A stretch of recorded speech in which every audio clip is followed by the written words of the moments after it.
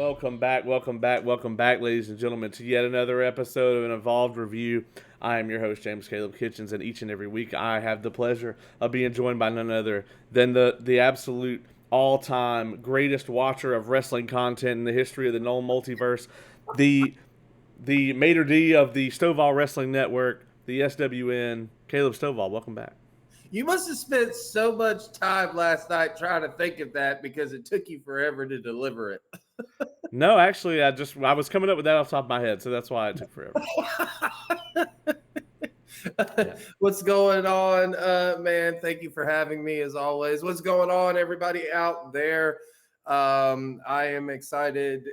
Not only do I watch wrestling, but I love talking about wrestling. So, obviously, if you're watching this on video or if you clicked on this on your audio podcast platform, the main event tonight is none other than the A&E biography on Bret Hart. As excited as I am to talk about this biography episode, I am equally thrilled to be done with them. Because I think if they had come out in like the winter or, when we didn't have anything to do, I think it would have been great. But them laying it right on top of Dark Side of the Ring put a bad taste in my mouth as a fan and also as a content creator. So here we are. I was going to ask you, okay, because we know the Ultimate Warrior one, they clearly moved his up so that they could do it right before Dark Side of the Ring. But did they do these Legends biography just to spite Dark Side of the Ring? I think so, dude. It's a very Vince McMahon thing to do, isn't it? I mean, I guess so, because and I say that I say that not because they just happened to release at the same time. I mean, they were different days, but it's the same time period. But I say that because if you go and you watch Dark Side of the Ring, and then you go and you look at WWE's almost last 5 documentaries, including their Icon series, they look like Dark Side of the Ring. They do try. They can't get it quite as... Vice just has this very perfect way. And not every episode's perfect, but more often than not, they just nail it. And they have this really good way of like telling you a story in a way that is unexpected but familiar at the same time. And I really love that about Vice. Well, because it's not a wrestling show. Right. And they don't have an agenda most of the time. Exactly. Like they're not a wrestling show, but they are wrestling fans. I mean, you can clearly tell that by the footage that they use, I mean, they sit there and they watch hours of it and stuff like that. So they're basically like me in ways. Right. Yeah. But yeah. Well, that being said, we have a couple housekeeping items. I want to give a shout out to Ace, the Ace of professional wrestling, superhero homie Q, who was on this show when we covered the both of the Brian Pillman episodes. And I actually was on his podcast this past weekend. We were on their Patreon, so it is behind a paywall. But for $1, folks, you can get the episode and like a ton of more content. But yeah, I was on Superhero Homies, and we actually were reviewing the Mass Effect Legendary Edition that just recently came out. And we had 2 guests on. We had the homie Oz, which you know very well. And so when he gets his introduction, they have a soundboard, and he hits the applause for Oz when they introduce him. And he says, and then we have, from an Evolved Review, we have the homie Caleb. That's what they call me on the show. We obviously can't use that on this show because we're both Caleb. Can't do it. And then he hits the crickets.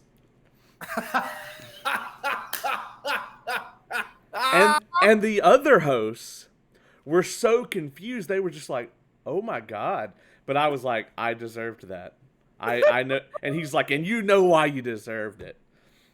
So I thought you would get a kick out of that, and that our audience would get a kick out of it after what I did to him when we introduced him last time. Yes. So. I was like, oh my God, that is tremendous. I love Ace. Ace is the greatest, man. It it was hilarious. That is amazing. That's like when I used to do that on the SWM. We flirted with an idea for a while and we tried it and we did it to where like I was introduced, the host and everything, and there would be this big crowd cheer in the background. And then when Chris Dickens was introduced, there was a You're right. Yeah. Yeah. that is that was great. Oh my god, I must see that. I'm gonna literally have to pay $1 just to see that. It's worth it. It's worth it. It was good. So worth it. That's so worth it. Um, and it was a good episode too. It was a really great episode. I'm Um, and I was kind of a big fan of the Mass Effect series. oh well, you'll love it then. We talked about it for like 3 hours and 15 minutes. There we go. We basically did like an hour per game, and went through it. And the Legendary Edition was it was off the chain. Okay. That being said, we have a couple things to get through before we get to Bret Hart. We're going to talk about a piece of wrestling news, but before we get to that, we got a piece of fan mail, and that doesn't really happen to us a lot. Usually, when we get messages from fans, it's one of two things. It's either angry people trying to argue with us about the Bruiser Brody episode on YouTube, or it's people Really? request. Yeah, we get a lot of that. If you go look at the comment section on that video, Okay. it is just like, I mean, anyway. People love to debate about that episode because there's just so much we don't really truly know, and there's like 100 different stories about it, and like Tony Atlas has told the story not completely consistently, you know. But anyway, that's our most popular episode we've ever done. And so most of the comments and letters we get from fans are either about that, or they're asking us to cover certain things, like when we did the 93 Rumble, or 92 Rumble. 92. 92 Rumble.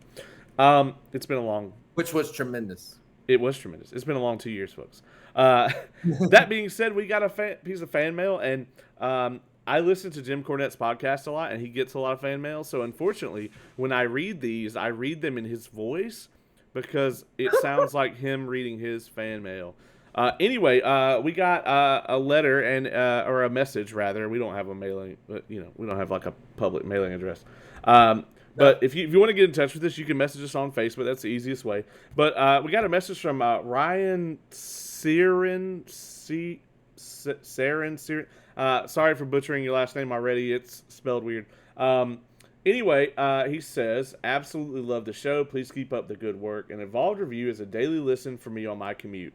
I was wanting to know if you believe that Super Genie will receive a Dark Side of the Ring episode. All the best, Ryan. Cool. Thanks, Ryan, for that message. That was fantastic. I'm glad to know that we can accompany you on your commute. Awesome.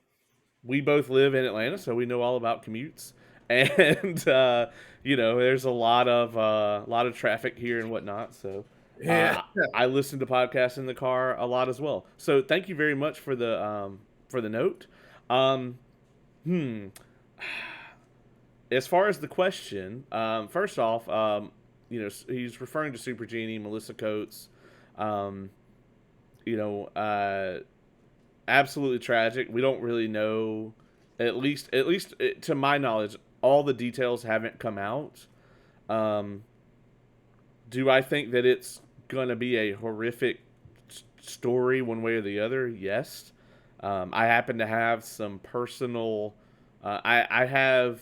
That's the one that just passed away recently, right? Yes, she did.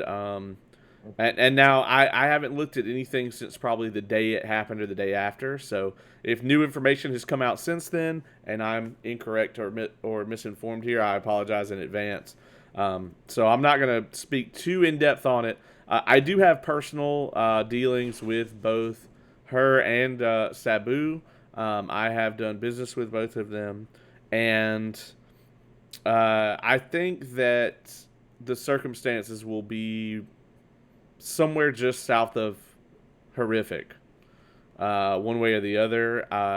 That the relationship between the two of them is, I'll just go ahead and say it. It's pretty much it's rather abusive, and it has been for a long time. So it's. Do I think it will get a Dark Side of the Ring episode? I don't know, but it's Dark Side of the Ring worthy. It one way or the other. Her and Sabu? Yes. Oh. Yeah. So yeah, I mean, Sabu. You know, I have to wonder if she'll get her own episode, or we'll have to wait until he gets an episode, because he certainly will get an episode. He He is. has to, dude. Yeah, I think maybe they're gonna wait, and we will get a combined episode with the two of them. Although that's unfortunate, because I think she deserves her own episode, but it may just be easier for them to cover it together, as far as telling the story. So that's my outlook on it. Uh, I don't know if I can really say either way. I don't know enough about the Melissa Coates situation. As you can tell, I mean, I just literally found out that her and Sabu are involved with each other. I was like, okay. Um, so definitely sounds like it. And I would probably, and I don't mean this in a discouraging way. So I hope nobody takes this that way. But they'll probably combine the two, like you said, if they do, because everybody knows Sabu in the wrestling business. Like they're just like, oh, Sabu, yeah, we can watch that one. Melissa Coates, I don't really know a lot about her, you know. So they would probably use Sabu as the main draw, pretty much. And again, I don't mean to say that No, I understand. I agree with you. you know He's definitely the more well known figure. I mean, he was all over WWE, the ECW invasion, the ECW originals, his matches in TNA. I mean, his matches in TNA. His well, here's the thing though. Everyone just knows Sabu from his ECW days. On down, pretty much. right. But people forget he was in Japan doing that shit long before Paul Heyman thought to do any of it. Yeah, what I'm reading here is they still don't have 100% cause of death, from the latest articles I can find, just quickly. So I mean, here's the thing, man, is and I probably shouldn't, but I'm gonna. I think either it's a drug overdose, I think there's either foul play, or I think that it's possibly a suicide. And the reason I say that is, I mean, she just recently turned 50. You have somebody who has been kind of, anybody who ages, right? Which is everyone. You get up into, your later years, right? 50 is like a little past middle age, basically. And I mean, you don't look like you did when you were 20 or 30 or even 40. And then she just had a leg amputation. So, I mean, you combine kind of all of that with years of being in an abusive relationship, and I mean, I don't know, man. Like I said, there's no avenue here where this doesn't deserve a Dark Side of the Ring episode, whether she gets her own or they cover the both of them. Yeah, they're probably gonna wait though to find out all the info. I don't think we'll get one As like they a should. year or so. And just to set the record straight, everything I just said is just speculation. I don't know anything that's not Googleable. So, other than just having met and worked with both of them. So I mean, but that's crazy that there'd be a lot of I hate to use the word, but interesting stuff. yeah, yeah. I mean, that's the nature of Dark Side of the Ring, isn't it? I mean, Yeah. it's taking I hate to use the word delight, but in tragedy, and tragedy is interesting to people. It always has been. And I was thinking about this the other day. I thought about that statement right there that I just said, like when we covered the Grizzly Smith episode, or right? Was it, or is it Grizzly Adams? Grizzly Smith. Grizzly Adams is a Yeah. TV character. That's what I thought, Grizzly Smith. And actually, I did that the first time when I messaged you on that one. But when we watched the Grizzly Smith episode, I mean, I went back and I watched it again, like I just thought it was that interesting. And I thought, man, is that bad? And then I thought, wait a minute.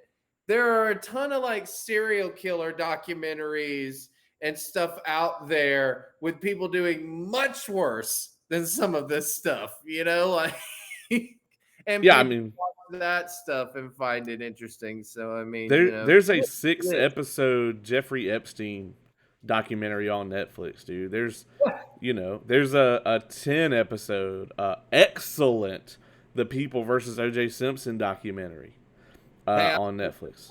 I like the FX series though. There's That an one. FX series about it. Did you like an actual TV show? Cuba Gooding Jr. plays O.J. Simpson, Hmm. along with and it stars John Travolta. Okay, And yeah, that's the one that's on Netflix. Yeah, okay. whoa, okay, I okay. didn't I didn't know it was originally on FX. I thought you were saying it was a documentary. No.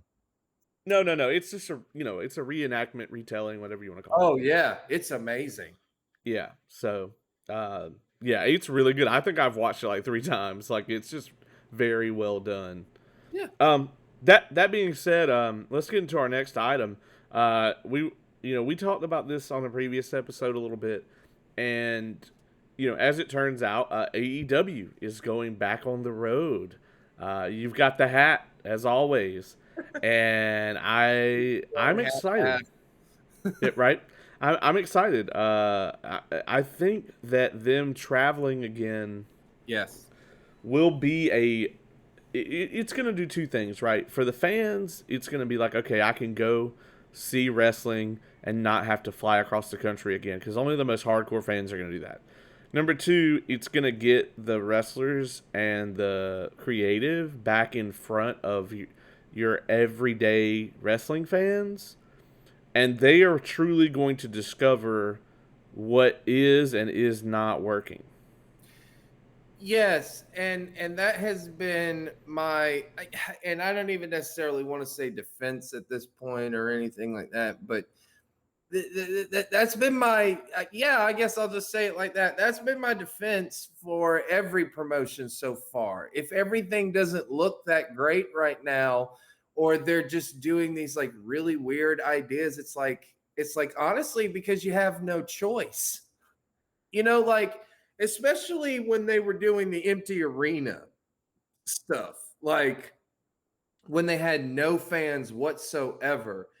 I was not necessarily a fan of the cinematic matches unless it was AJ Styles versus The Undertaker or the Sting, Darby Allin, Taz's thing as well. But that stuff was good. But I wasn't necessarily a fan of all of that, but I get why they did it. I get why everyone had to do that, because they were like, well, we can't just show all of these matches with the empty arena fill on every single one of them. Like we have to switch it up. So I get why they did it, and I get why they were doing certain things, because again, you didn't know who was over. You could not tell. It was like, okay, well, we can push this person. We have no idea if they're over. We could do this. We have no idea if it's working. And Yeah, you cannot go off of internet talk. I'm sorry, but if you you go off can. of just internet talk, then you might as well just not be in business, because everyone's just going to say everything negative. Like they're not going to say anything positive almost. So you can't Right. go off of that. And so I truly think that AEW will be hell of a lot better. And If I truly think that WWE will become somewhat better. if you don't have any sort of sounding board, then like I mean, I can't imagine booking without one, right? I mean, I tell people this all the time. First, as a booker, um, on the indie level, people know that you're deciding what angles are run on the show, whether they're in those angles, how much, how many minutes, they get on the show. And so the first thing that people want to know when they come back through the curtain is, hey, did you watch the match? Did you like it? Whatever. And my answer is almost always, well, I loved it, but I didn't see half of it, or I didn't see more than half of it, because I'm usually busy backstage, so I don't get to watch the whole match. But Yep. I am always, always, always, with no exception, listening. And that is what I care about. I don't care if you hit 17 belly to belly suplexes in a row. I don't care if you do a quadruple moonsault to the outside through a flaming table covered in barbed wire, even though I would like to see that.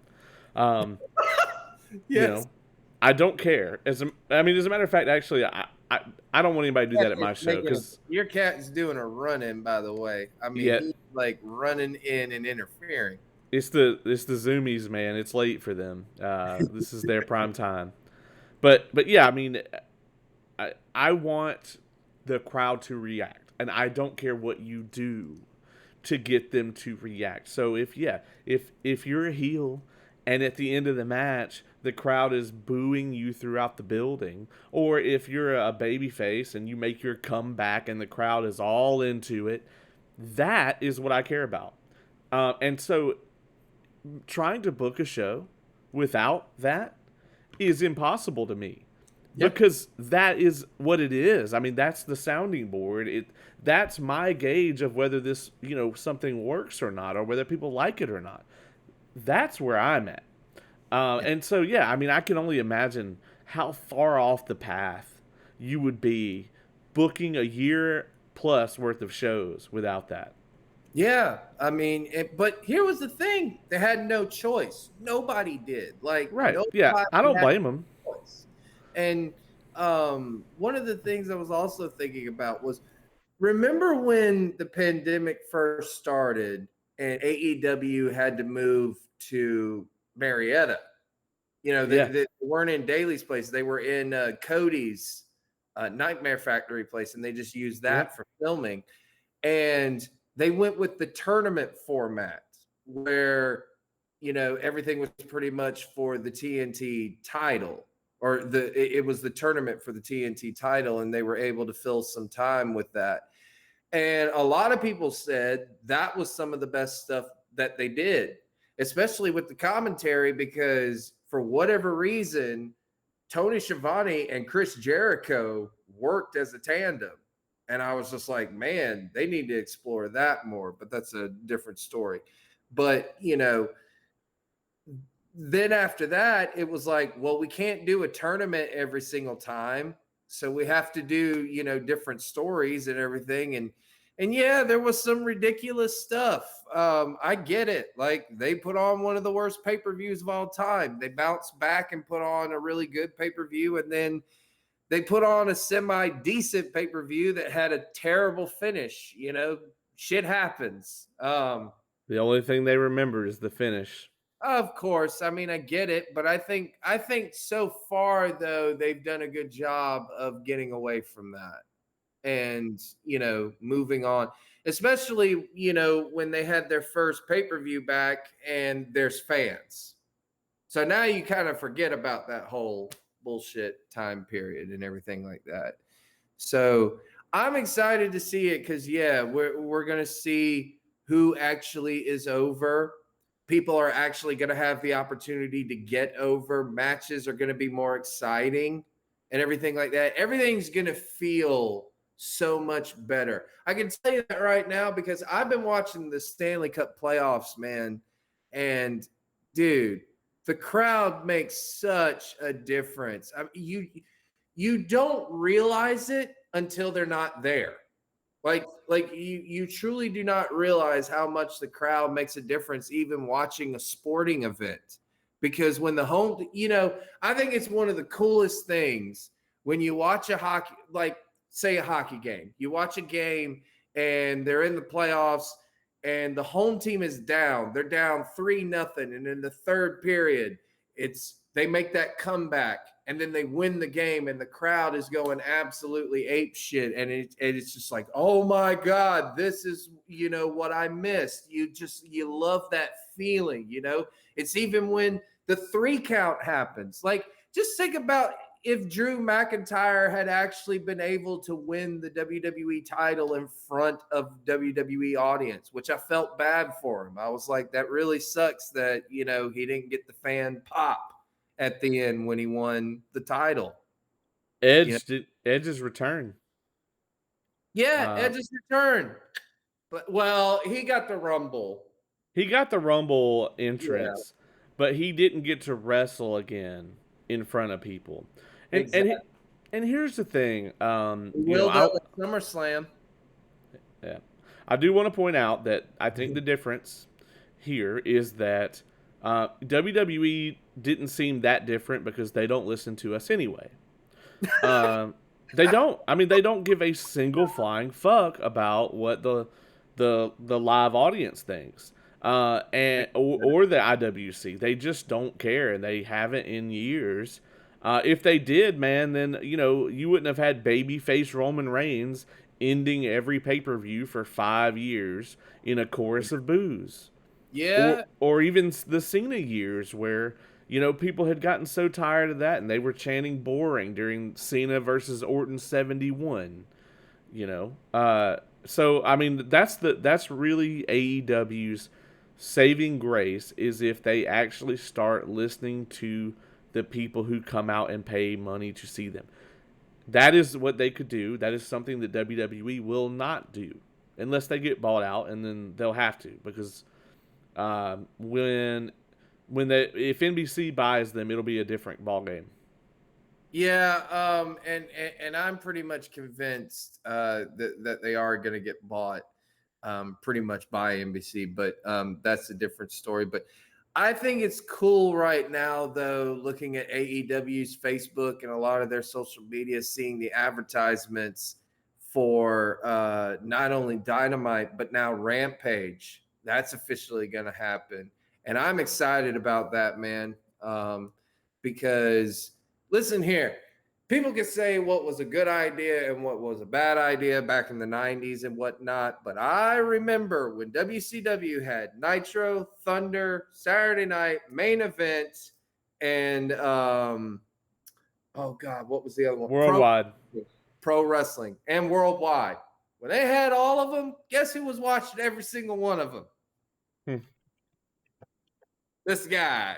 And I'm still waiting, by the way, WWE, for you to put up every single fucking Saturday night and Main Event and Worldwide on the networks. Well, here's the difference, though. Each of those WCW programs was different. Like, Nitro was where all the big major storylines happened. If you just watched Nitro and nothing else, you could keep up with everything that was going on. If something important happened on Thunder, because every now and then they'd have, pretty much every Thunder, they always try to have one thing, like one storyline at least, from Nitro would bleed over. Yeah. Goldberg would come out on Thunder and wreck somebody.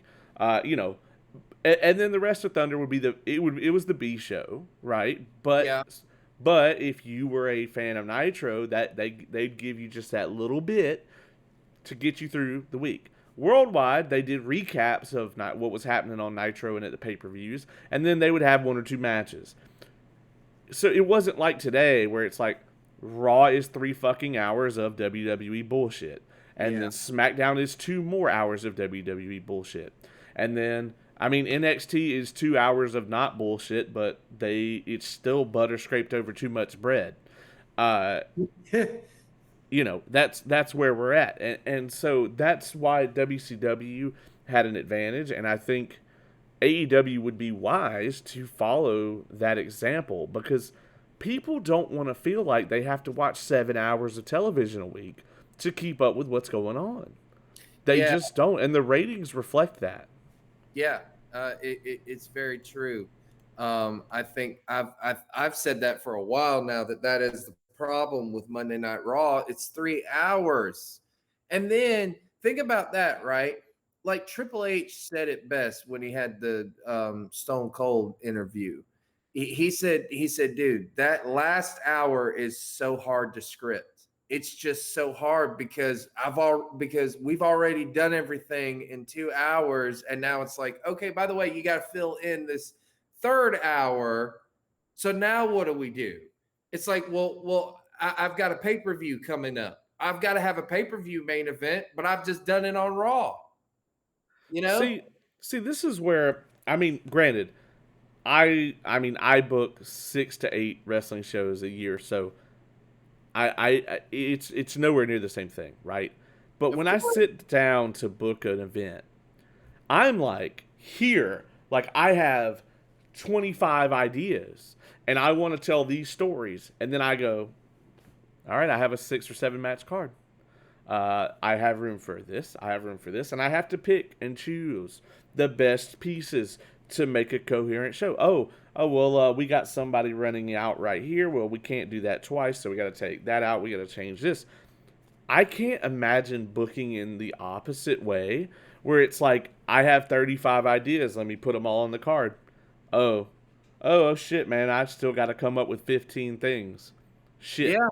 You know, I Yeah. just I can't fathom booking that way. It has to be so exhausting and just not, I mean, just creatively dead, you know? Because Yeah. it should always be that way. It would be like an author. Um Sitting down and going, all right, well, I have this idea for a 3 book series. But my publisher wants me to do 7. So I'm just going to come up with some extra shit Yeah. every week. Every week.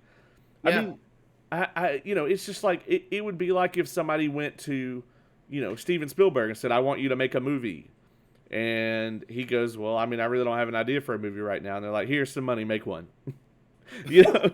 Yeah, exactly. And this has been my point about pro wrestling for a while, which is a discussion I've been wanting to have with you. I don't know if we could get into a full discussion about this or if we save this for another time, but why is it there is no break in pro wrestling? Right. Let's not just take into the fact of, for health reasons, for injury reasons, that you should do that and whatnot, because these guys are taking more bumps than football players do, and football players smack the shit out of each other when they play, but these guys are taking more bumps and stuff like that, and they're doing more stuff, and yet they got to do it every single week, for not only every single week but 4 nights a week, basically. No, I'm sorry, for 5 or 6 nights a week sometimes.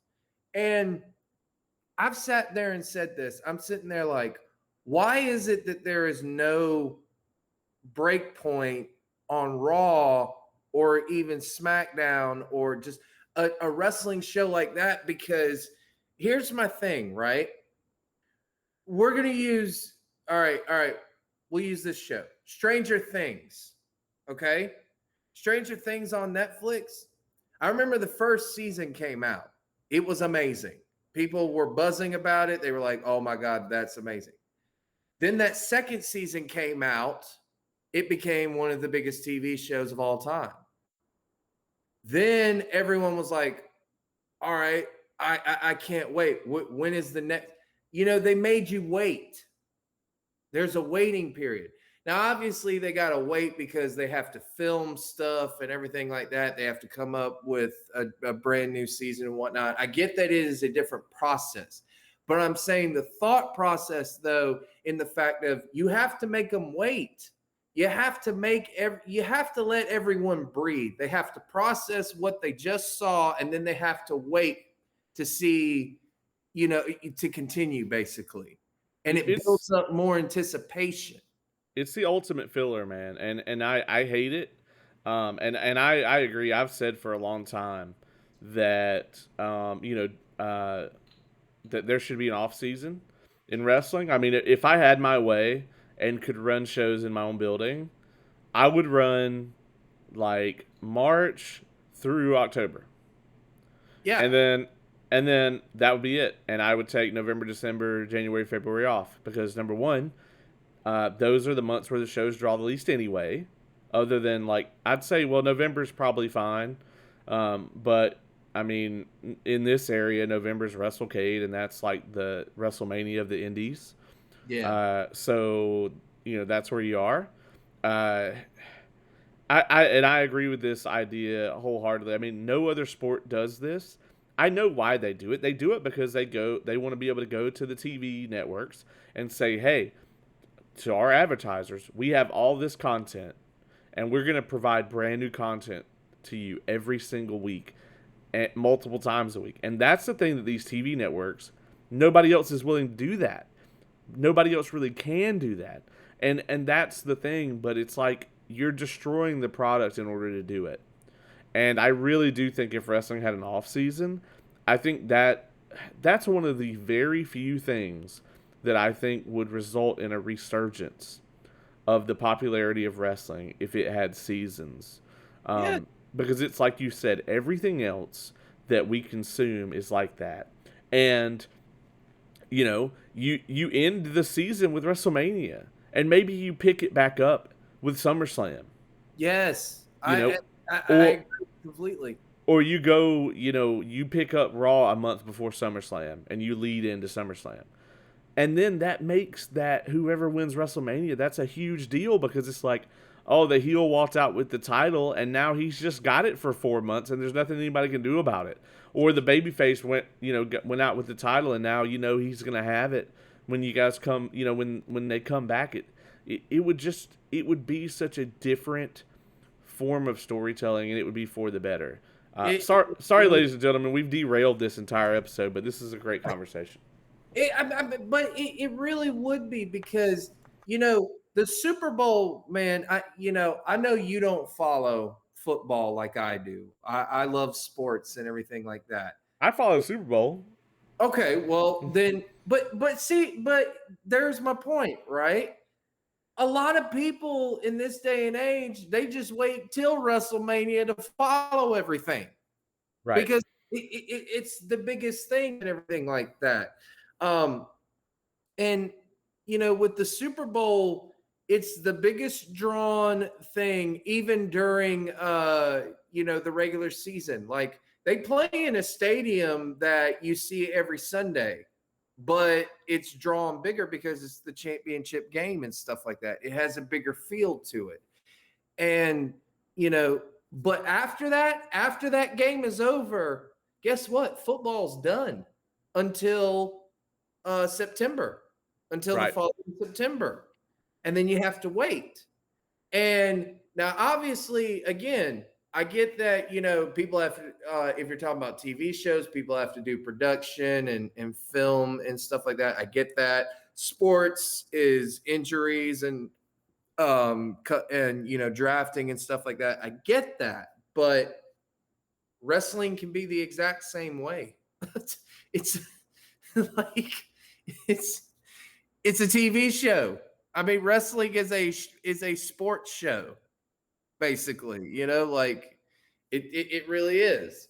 And I've always sat there because like I will sit there and I will binge watch Raw or Nitro a lot, just because they're really fun. Now, when I say that, like you know the 90s Raw and Nitro and stuff like that, but I sit there and I'm just like, man, this is every single week. Like, there's just way too much. Like, at some point, even Austin, as hot as he was, I'm just like, I don't even give a fuck now what you do here. Like, take a break.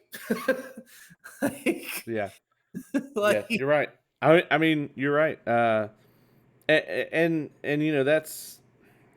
I don't think it's something that's going to happen anytime soon, but I mean, I agree with you that it would be fantastic. And I mean, yeah, I mean, like you said about people waiting until Mania season, I do like a Groundhog Day thing. I watch the Rumble, and based on what happens at the Rumble, I decide if I'm going to watch between the Rumble and WrestleMania. This year I didn't. The year before that I didn't, because I'm just like, when I tune into the Rumble, I'm like, this is the same old shit. This isn't even good anymore. I mean, I loved the Women's Rumble this year. Absolutely loved it. I loved the way it turned out. I thought it stole the show. And then I was like, but I know that WWE is not going to give two women of color a good storyline for 3 months. They would be lucky to do it for 1 month, No, or that's all they did. they botched their angle. I thought it was, I thought the match was amazing. It was match of the year to me, Mm-hmm. but the angle sucked. I thought. I Yeah. didn't. I mean, but No, no, I agree. I agree. I thought that the angle did suck. I thought that there wasn't enough badassness between the two of them. there was no tension at all. I mean, it was just like, yeah, we're gonna have the match. Anyway, I don't want to get further down the rabbit hole. Let's get into Bret Hart. We're at 41 minutes, and we hadn't even started talking about the biography episode yet. And I'll tell you, folks. The thing is, a lot of this stuff is, there's not a ton to chew on here that's new for wrestling fans. And I'm assuming if you're listening to this show, you're probably not a casual wrestling fan. So a lot of this stuff, a lot of it was interesting. But they have to make these for, like, you've never heard of Bret Hart before. And so it has to be interesting for that person, and it has to be interesting for people like us who have watched wrestling our entire lives. So it is tough to walk that line. But as we all know, it's Bret Hart. He is probably the most famous person out of the Stu Hart, Hart dynasty. Um, I'd say so. his dad is fucking insane, or was rather. Uh, I mean, if I told you that somebody lived in, 20 miles outside of Thompson, Georgia, in a trailer, and they had 12 kids and a bear under the porch. Right, exactly. So the fact that he lived in Canada shouldn't change this, the way that you see this at all. But because he's Stu Hart, we give him a pass. But I can guarantee you that Stu Hart was a weird fucking guy. Uh, yeah. I could tell that, especially like when they used the freaking that was something I was going to point out. They used the story time show like video clips for that. Did you see that? Yeah, The cartoon of it. yeah, I'm not gonna lie, I kind of liked because I like cartoons. so right. so I liked story time. And so that was pretty cool that they started talking about that. But then as I'm sitting there, I'm just like, wait a minute, this dude's talking about a bear licked his feet. How did he not bite the shit? Like, I'm just like, is this real? Right. Like, I don't know. I questioned that one. I was gonna say it, folks. I questioned that one. Yeah, I'm with you. Uh, That just seems a little too far fetched to me. I'm just like, wait a minute, a bear? I don't think so. But then again, dude, I don't know.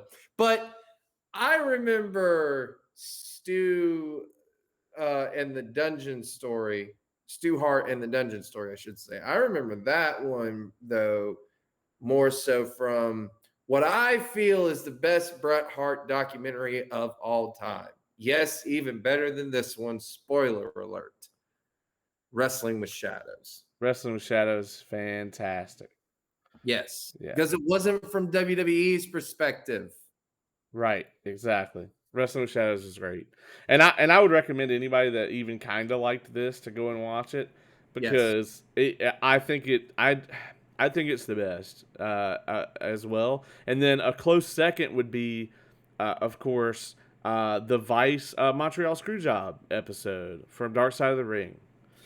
I'll be honest, I'm so sick of that story.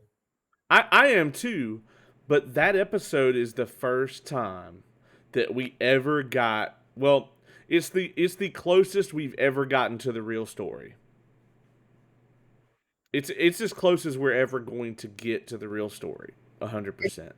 So yes, and well, yes, but there's something that you always point out in this, and I mean, since we're talking about, might as well just go ahead and point this out. You always mention that you never heard in WWE that like Sean said to Bret that he would not put him over and stuff like that. Like he would not do the same for him, basically. Right. Um, I They do did. talk about it here. I know that they talk about it here, but I've heard that before on other documentaries in WWE. Like I Yeah. heard that. So Well, um, it's not just that though. It's the whole thing where they gave Sean 4 months off, you know, leading into the Iron Man match. And yeah, Bret Hart's out here wrestling Yokozuna and everybody else defending the belt. And Sean's at home making training videos with Jose Lothario. yeah, yeah, You know, yeah, and it's like that's the stuff that you don't hear. I mean, they didn't talk about him knocking out Vince until years later. Sean didn't come forward with all the shit he was involved in until years later. Uh, you know, Sean sitting there crying his eyes out, saying, I swear to God, I had nothing to do with it. I didn't know about it. You never saw any of that in any of the WWE stuff. So, yeah. I, I don't want to say, hey, 100%, you never heard him say Sean said he wouldn't put him over, but Okay, like, but I just want, I'm more pointing out that WWE always like tried to show, they always tried to make it out like Sean was kind of in this very positive light. Vince always took 100% of the blame for it, and then they always like made Bret Hart kind of look like the bad guy too. I mean, um, when they originally did their special on it, on the screw job, they yeah. didn't talk about how Vince signed the contract with Bret, and then went, oh, you know what? Well, I tell you what, I can give you half the amount of money in twice the amount of time. You know, after Bret already took a haircut on what the contract he could have gotten with WCW and Yeah, said, I want to stay loyal to the company. yeah. And I'm That's nuts. and I'm sure we'll go into it even more because eventually we're going to come back to this at the end of this. But you know, back to his father, Stu Hart. He ran his own promotion in Right. Canada, and his promotion was basically the WWE of Canada. Yeah. I mean, It was the biggest promotion in Canada. and it was I can guarantee you that it was better than the product that the WWF had at the time, because WWF has gone full circle, right? In the 80s, it was like watching a children's cartoon in real life. Everything was cartoony and whatever. Oh no, like I went and I watched one of the 80s things the other day because they talked about it on something to wrestle with or something like that. I don't know. I heard something and I wanted to watch it. I'm sitting there and dude, if you go and you like we talk about how scripted promos are today. I get that a lot of guys were really good promos back then, but the shit that I was hearing, I mean, there was punchline after punchline after punchline. Like it was insane. It was like it was so different back then, and so Stampede Wrestling probably was a lot different. But was it Stampede Wrestling around when the territory system was really popular as well? Yeah, I mean, Stampede was. it was essentially considered a territory. It was just in Canada, you know. Yeah. So, yeah, I mean, I really liked the coverage of Stampede here. They spent, I mean, they didn't spend a ton of time on it, but they spent a little longer on it than they usually do. Yeah. And they talked about all the people that came up through Stampede. I love that they had Edge on here. You know, I've read his book, Adam Copeland on Edge, and I really loved all the parts where they talked about him training with Bret Hart and everything. Too bad So, they didn't talk about Christian doing the same thing. yeah, well, I mean, you know, WWE has Or Vince. Lance Storm or Chris Jericho or he who shall not be named. Yeah, I mean, Vince McMahon hates Christian, always has. So, Well, yeah. And now but Chris Jericho. yeah, yeah. I mean, not as much though. I mean, obviously because he let him go on Burke and Skull sessions, but Well, you know, true, true. um, but yeah. So, uh, you know, I like that aspect of this. I really liked it even more when they talked about Brett. You know, when he like Bret Hart was just his gimmick. I mean, he had the Hitman thing, but he is the gimmick. Like he approached wrestling from a standpoint of I'm Bret Hart and I want to be a successful pro wrestler. Yeah, There's not a cartoon character here. And I yeah. think that really resonated with people. Yeah, he always stood out because of it, because everyone was so cartoony in WWE. Everyone had this like over the top gimmick. He always felt out of place. I always kind of said this too about Bret Hart, especially after looking at this documentary. I always thought that like he was born in the wrong time period. Like he should have been wrestling when the territory systems were really popular, and he would have been like the NWA champion. Yeah. I mean, I love that's the thing that I love about Brett is he was never over the top. And Yeah. sometimes over the top works. But for Brett, he didn't have to do that. He didn't have to he's famous for quoting for the quote I never had to yell at my fans. Yeah, And that he he never. didn't. When you see him interacting with his fans, it's hey, I'm Bret Hart. How's it going? I'm WWF champion. If when he was at the time, uh, and it's that's how it is. And it was just like this is a real person. This isn't a gimmick. This is not this is a real individual. And it's sad that wrestling was in a state where that was where you were able to stand out doing that. But he did it and it worked out. Well, And he was so yeah, real right, that they were able to have a real life storyline right. with the family. And I gotta say, man, that's probably one of the best storylines in wrestling was that Hart family feud. Not just with him and Owen, but the entire thing. Like when Davy Yeah. Boy was involved, it's like everything about it. I was like, "Ooh, that's actually pretty good stuff." Yeah, I mean, where they brought Diana in, I mean, the whole thing is just so good. And I mean, you talk about I mean, that match between Brett and Owen. Oh Uh, God, it's that match is amazing. But I really liked the two matches with him and Davy. yeah, they I were lo- fantastic. I loved, first of all, SummerSlam 92 has become one of my favorite pay-per-views of all time. Second of all, that main event between him and Bret Hart in front of London and the storyline going into that, I was just like, this is good stuff. This Right. was great stuff. And you want to know what's funny? On that very same show, you had the Ultimate Warrior versus Randy Savage. Yeah. Poor Randy. Two totally different dynamics there, but it worked. And then I liked the matchup that he and Davy Boy had at one of the In Your Houses. I can't remember which one. I know it was in like 95 when they had it or something like that, I think. But it was a really good matchup. Just a lot of stuff that Bret did, man. I loved the King of the Ring 1993 pay-per-view. The first one, the first King of the Ring. Like, I thought it was really well done. And Bret had 3 amazing matches that night. He did. Seriously, go and watch those. Oh my goodness. I'm going to have to remind you of something at the very end of this.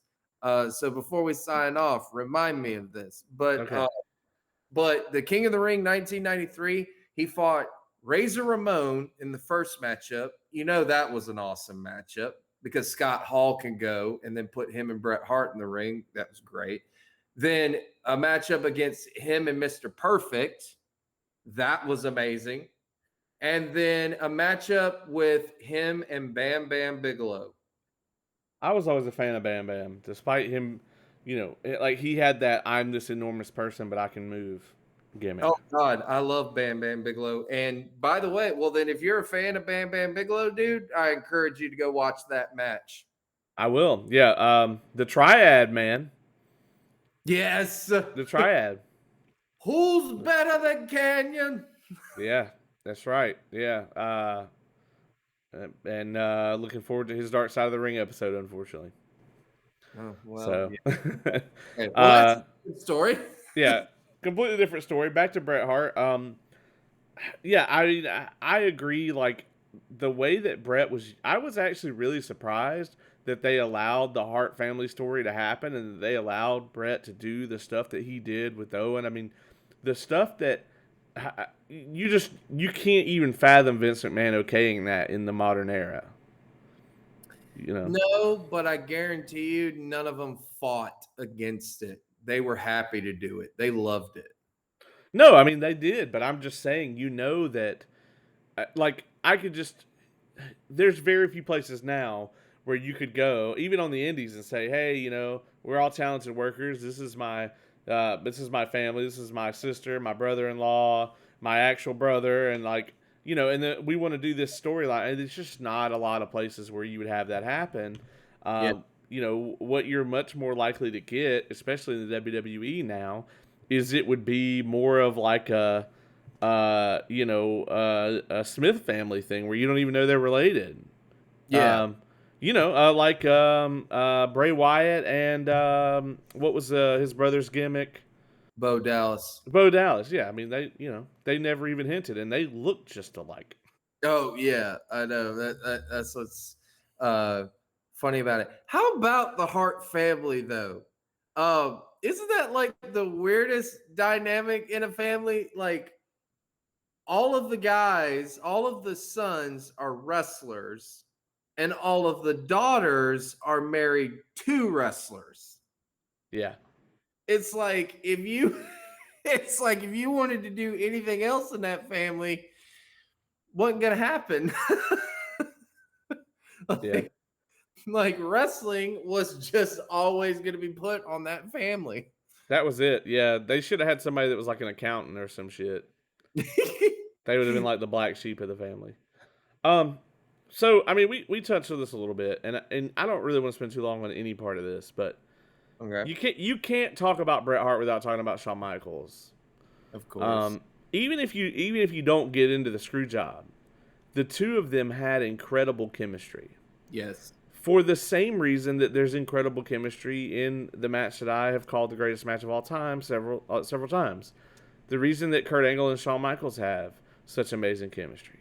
It's the same reason that Shawn Michaels has amazing chemistry with Bret Hart. Shawn is a guy who can have a great match with just about anyone. Yes. But he had very true chemistry with a couple people, and Bret was one of them, and Kurt was one of them. And Kurt is more of a technical wrestler. Bret is more of a technical wrestler. Shawn is flamboyant. Shawn is the showman. Bret is a wrestler. And he's not flamboyant. Like he said, he doesn't go over the top. He doesn't have to dance for his fans. He doesn't have to yell at them. He is Bret Hart, and that's why they contrasted so well. And I think that's what led to both of them having matches that were so great, because that's a story you could tell in the ring. Well, not only that, it's something that people also forget to mention. Wrestlers, while it is a show, it's still very competitive Right. in a different kind of way. So when you go out there, you want to be able to keep up with your opponent and stuff like that. That's how, it gets competitive. And there was a real life competitiveness between the two. You could tell that like Kurt Angle. Oh, by the way, if you want to hear about your favorite matchup of all time, go and listen to his podcast then with Conrad Thompson. I The definitely will. He talks about it in great detail. And he said, when I faced Shawn Michaels that night, like Shawn came up to him and was just like, you better keep up with me. And he was like, really? So like, you know, he Sean didn't lay down for nobody, basically. And I Yeah. don't mean that, like No, I what know. it mean or anything like that. Like Sean went with people. Right. And then when you get Bret Hart, who took like you hear him talk about the business. He talks about that title like when he lost it, he was so depressed, basically. I Because mean, it's dude, Brett is an incredible champion yeah, because he's such an ambassador for the company.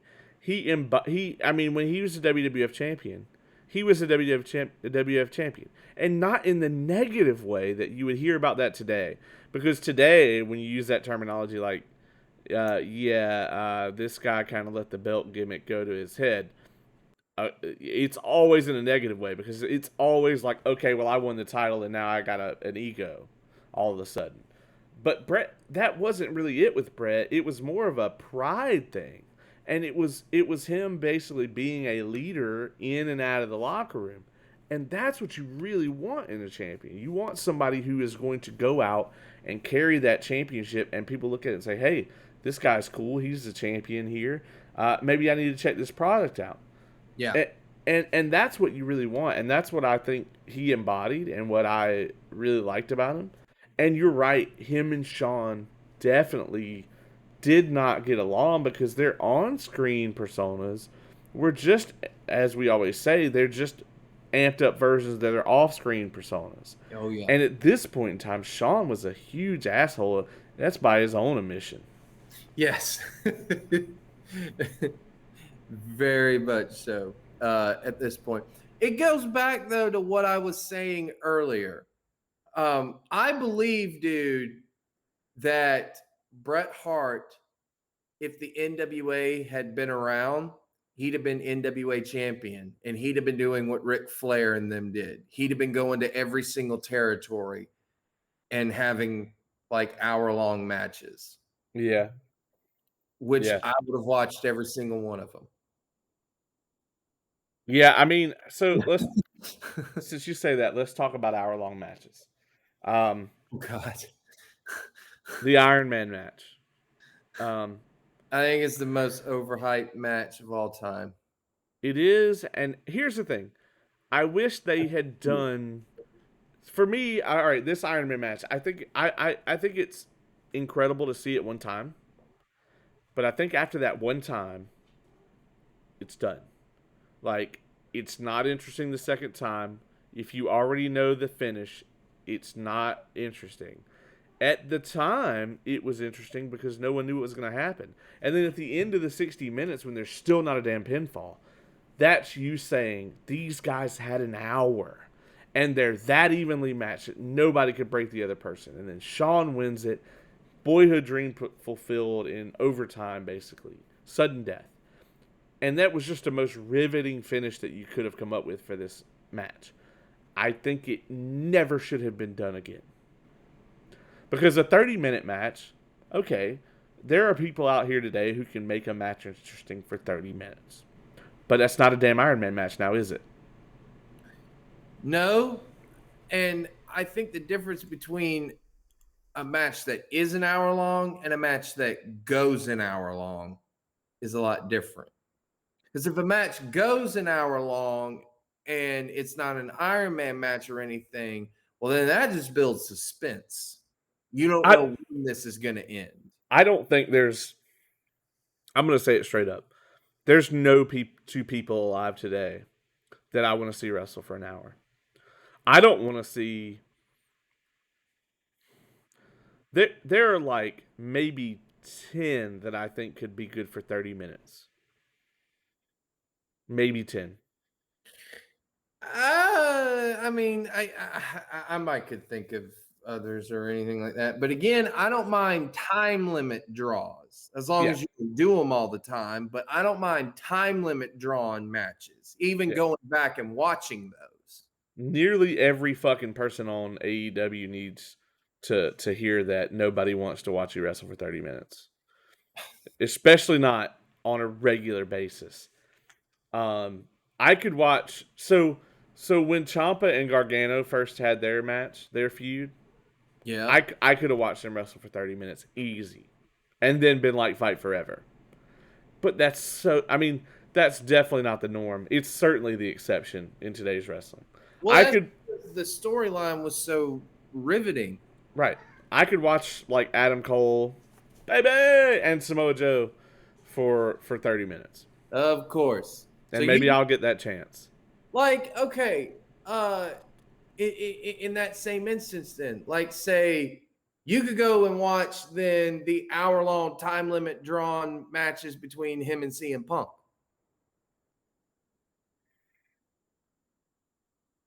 I or I would never watch them again. I think I've seen. I think I have seen. If there's are there multiples? Because I've seen at least one. there's two. Yeah, I've seen one of them. The I, first two, I don't know if I want to watch if I want to watch two of those. I mean, but yeah, I mean, it's one thing, and I agree with you. Like, there's no way in hell I would ever book an hour long Iron Man match at an indie show, right? Because you're like, fuck, I don't want to sit through this for an hour, you know. But then you could book a match that if it could hold the crowd for that long, that it could go, and that would be incredible. yeah. So I agree with you. So that I mean, we kind of talked about the screw job already. And We I'm did, sick of it. yeah, we didn't.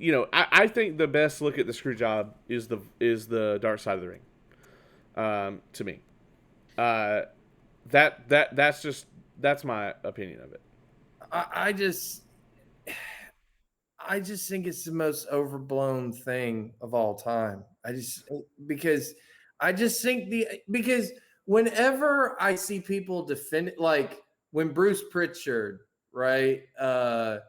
Someone or Conrad Thompson said the comment of what do you say to people who say that this was a work and that everything was made up all for publicity and everything, and he was just like, I'd say they need to figure out how to run a wrestling company because all this happened and blah blah blah.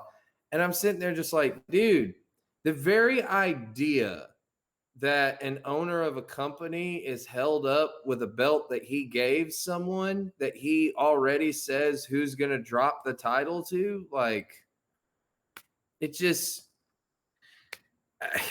to me, it just is. I'm just like, what?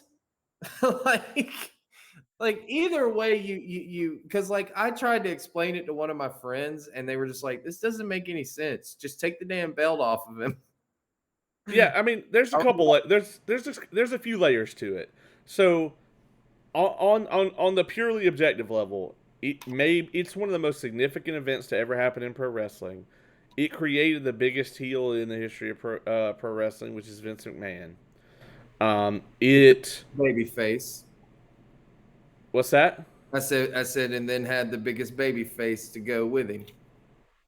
Yeah, I mean the Austin McMahon feud, all of that comes out of this. Yes. And it worked out huge. Now, if you get a little bit further from objective and kind of into the details here, into the weeds, baby, as Dusty would say. Mhm. Uh, but yeah, I mean, If you will. if you will, uh, It's late, folks. I don't do a great Dusty. Um, it- okay. Yes, fuck Bret Hart for not dropping the belt. Like that is still my opinion on it, because at the end of the day, yes, okay, Vince is a piece of shit for screwing you.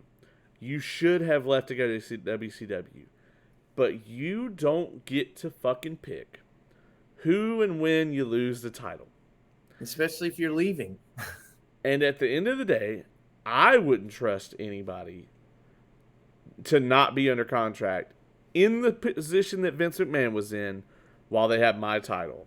If the damn owner of the company or the booker comes up and says, we want you to drop that title to such and such on this day, unless you seriously feel like your safety is a concern, and I don't think Bret felt that way, then drop the goddamn belt. Yeah. But that doesn't mean Vince McMahon was in the right, and I think he made the right call here. But I think beyond that, I mean, there's so many circumstances where I don't blame Bret for leaving. I don't blame Bret for being upset about it. And that's all. I mean, that's all I really have to say on it. You know. Well, and I agree with that. But aside from the screw job, one of the things that we didn't mention was the incredible, unique heel run that he had during this year. Yeah. The Hart Foundation, that may be one of the greatest things ever in pro wrestling, because In Your House Spring Stampede is considered one of the best pay-per-views of all time because of the main event. And it's not for the world title or anything like that. It's like an 8-man tag match or something like that. Right. And dude, you want to talk about a crowd that is on fire. I Understandably so. I mean, Canada that night, you talk about someone who had the home field advantage. It was the Hart Foundation. I Right. mean, they were going nuts. It is one of the coolest things I have ever seen in pro wrestling. It really is. And let's not forget that Bret Hart is responsible for making one of the biggest baby faces of all time, which is Stone Cold Steve Austin, because he had what is arguably still to this day considered one of the best matches of all time in the WrestleMania 13 Austin versus Bret Hart, which I'm just going to say it. I thought that match was better than Bret Hart versus Michaels. It definitely was, from a storytelling perspective. From a technical perspective, the Michaels match is better. Well, obviously, yeah. But I mean, if you want the best of both, I think it's the Owen match. Well, yeah, of course, but But I the Austin match is amazing. I love that match, but I also just love the story. I loved him versus Austin at Survivor Series '96. Yeah. That match was awesome. I love the matchup with him and Austin at the next pay-per-view at In Your House. And then they had an awesome storyline on Monday Night Raw the very next night where he injured Bret Hart's leg and stuff like that. And it was the first time that they really got kind of edgy like that, and they started doing more stuff. And it was really cool. I like that kind of stuff. So Bret was involved in a lot of that. But Bret didn't like the direction of the Attitude Era, which Right. is He why didn't. which, let's be honest, he was not going to fit in the Attitude Era. He was not going to work. He really wasn't. I mean, and he didn't. You know, they didn't have anything for him in WCW either. His WCW run was atrocious. I mean, Oh, God. the matches were quality, you know, but it's like they brought him in as the referee for the Sting Hogan match and did that stupid ass slow count angle that wasn't really a slow count, and the whole thing was just a complete And he wasn't disaster. really even involved in that match until the very end. They brought him in for the Zabisco and Bischoff match. They had no idea what the fuck they were doing with him, and It's they wouldn't have done very much better with him in WWF. I mean, honestly, Bret Hart would have been better off just taking the WCW contract for a little while and then just kind of fading off in the distance and retiring. You know, there would have been a spot for him probably as an agent or a trainer, or he could have he could have been working at NXT or an OVW. I can only imagine him and Jim Cornette trying to book a card together. Oh God. It'd probably be a good card, but shit, I mean, things might get thrown like Jim Cornette. Um, okay, so Killed him. he has some. So Bret Hart always wants to talk mad shit about Goldberg. Um, Yeah. I like Goldberg a lot more than Bret Hart does, but I mean, I get it. Yeah. Goldberg did basically end his career. It was an accident. I was about to say he didn't do it on purpose. Right, and if you listen to Bret Hart talk, I mean, he basically did. And Yeah. I'm just like, man, come on. Goldberg went through like 300 and something people without seriously hurting anyone.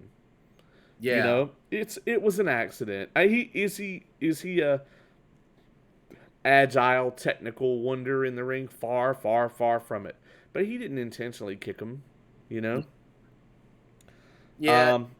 Well, Brett always makes the point. He says Goldberg hurt a lot of guys, and I never once heard from anybody that he heard or that they were hurt by Goldberg. Right, he wasn't even like that much of a badass in real life. Chris Jericho kicked the dog shit out of him, you know. Like for reals. Yeah. Now, okay, so we every time we do one of these A&E shows, this always comes up. They got these fucking jackoffs on here talking like they were there and they're like our age. So I don't want to go in depth about them. I just want to say that we noticed that they're there. They suck. They shouldn't be in any of these. We've said it like 7 times. This is like the 8th time. Get the fuck out of here. Here's my other major problem with this whole thing. Knowing what we know after the last episode of Dark Side of the Ring Season 2, knowing everything we know about Owen Hart's death, for them to make this biography and spend 2 seconds going, and then Owen Hart died, and then just on to the next subject. That shit pissed me off immensely. You have a 2-hour documentary, and you're going to talk about Owen's passing so briefly. You could have gotten up and gotten something to drink and missed it. Yeah, I noticed that, and I don't know. I guess it was probably, if anything, it's more just, hey, let's not dwell on it or something like that. But Well, yeah, I'd be like, let's not dwell on it if I got somebody killed too. Like, oh yeah, yeah, let's not talk about it. It's because it's WWE funded and based that it irks me so bad, because they were they were heavily if not completely at fault, they were definitely liable in his death. And the fact that they still to this day can't even admit the circumstances when it's already been settled in court, it's like, what are we doing here? Is this wide open or not? yeah. I don't have much to say on it. Right, and neither do they. I mean, yeah, but I'm not trying to disregard it. It's just I generally just I don't know what to say anymore on it, kind of thing. That's just Yeah, that's just how I feel. It's just I just generally just do not know what to say about it. I So feel you. so I'm just gonna leave it alone. Yeah. But I get what you're saying, that they just glossed over that. Yeah. I do want to say something about his WCW run. Yeah. This is where I think Bischoff is full of shit. Okay. All right. Because why did you pay Bret Hart all of this money if you didn't like? I don't understand why they pay, like, because he says that he needed Bret Hart because he had Thunder coming up. So he needed Bret Hart. And I sit there and I go and I watch Thunder. Guess, guess who's not featurely, or guess who is not heavily featured on that show at all? Bret Hart. Yeah. So what, like, why would y'all pay all of this money for him to come over and then not know what the fuck to do with him? Make it seem like, oh, well, Bret Hart didn't want to be there or anything like that. I'm just like, no. But then again, he might not have. I don't, I think both of them were at fault on it. I just think it did not work. And it should have worked. I That's I think Bischoff wanted Brett so that Vince wouldn't have him. And that's it. I mean, that could have. Because at that point in time, they were just interested in getting the stars, man. Like, it didn't matter, it didn't matter if they planned to use them. That's all they wanted to do is pull people away from WWF. And Brett, I mean, this was the guy who was the damn champion at the time that he decided to go. Yeah. He negotiated with them while he was WWF champion. So you got a guy that they've been using for years as a champion. They don't know the Attitude Era is about to kick off and that he's not going to be worth a damn to them. You know? Yeah, but then Bischoff wants to make statements of like how Brett never drew that much. Like all these 5-star matches don't get you anything. I'm like, yeah, okay, Bischoff, this is where I can't defend you. Yeah. Sorry. Like I just, like every time he says that, oh, I got him because of Thunder. Where was he on Thunder? Right. Well, yeah, I mean, honestly, I don't really have a ton left to say on this one. You got anything else that you want to talk about this biography before we wrap it up? Well, just and I've ragged on Brett as well on this thing as well, dude. But I could go and watch a Bret Hart match any day of the week, whether it be tag, singles, anything, man. Because all of his matches were tremendous. But Brett holds a special place in my heart too, because when I was getting into wrestling as a young child, growing up and everything like that, my dad told me two things when getting into pro wrestling. He said this. He said, in WCW, Sting is the best wrestler.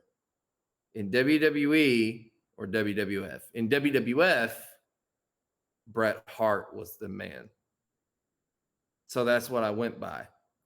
And there's one pay per view that will hold a special place in my heart. It's open. Oh my God. Almost said open house. In your house, in your house, the very first pay per view, or the very first in your house pay per view, 95. I remember that because Brett wrestled twice that night. He wrestled Hakushi and Jerry the King Lawler. And that pay per view is one of my favorite pay per views of all time. Not because it has these amazing matches or anything like that, but because back in the day when you had VHS, my parents would somehow get video copies of pay per view events.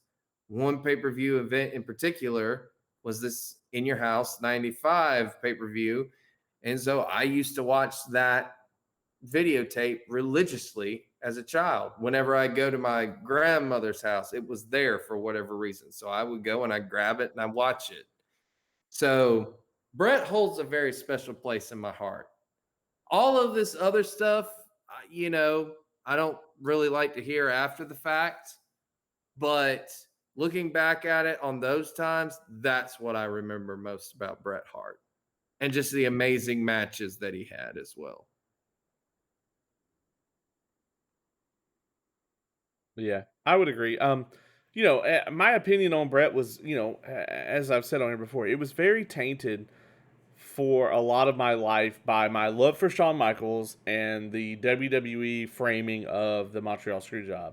Of Uh, course. but I always really liked him in WCW. He used to fucking terrify me because as a kid, it was like this dude literally can.